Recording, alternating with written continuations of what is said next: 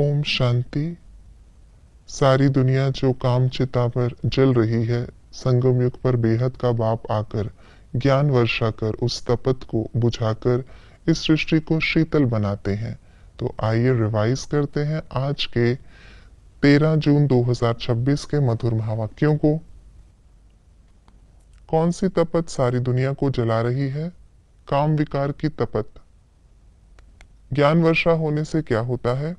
21 जन्मों के लिए शीतल बन जाते, स्वर्ग के मालिक बन जाते, तत्व सतो प्रधान बन जाते। बाप हमें संगम युग पर कितना सब कुछ देते हैं, इतना सब कुछ दे देते हैं जो सतयुग में कोई भी चीज की उत्कंठा नहीं रहती।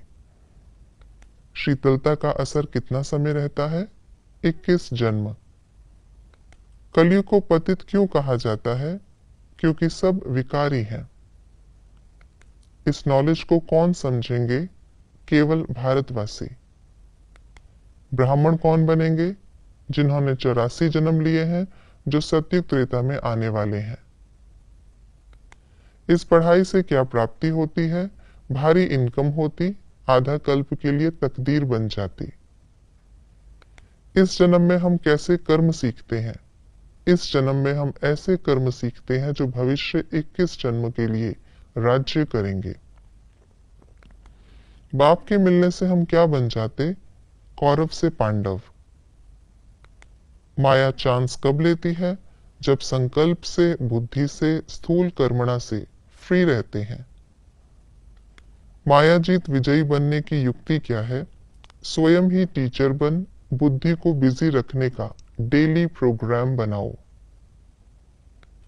हमारा यादगार तथा शिव बाबा के मंदिर बनने कब शुरू होते हैं? जब हम अपनी प्रारब्ध का टाइम पूरा कर भक्ति मार्ग में आते हैं।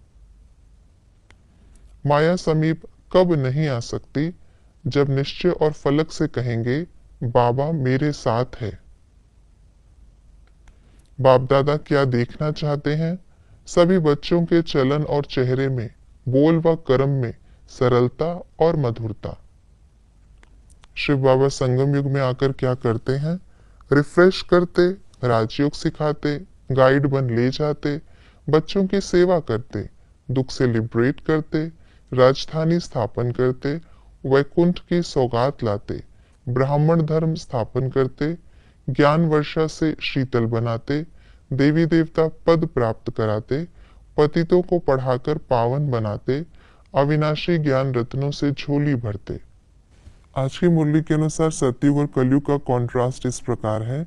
देवी देवता शूद्र, पावन पतित, मालिक गुलाम, भारत स्वर्ग भारत नर्क, सतो प्रधान तमो प्रधान, स्वर्गवासी नरकवासी, नई दुनिया पुरानी दुनिया, संपूर्ण निर्विकारी संपूर्ण विकारी।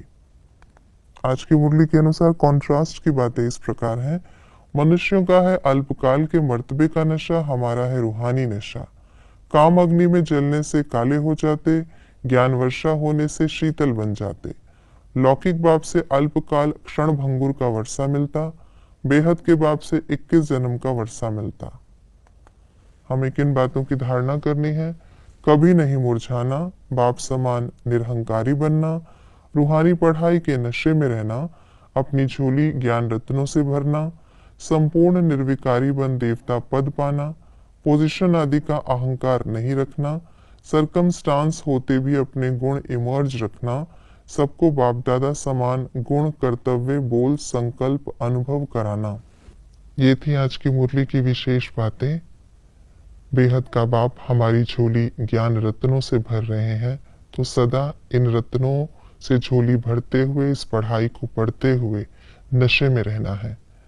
ओम शांति।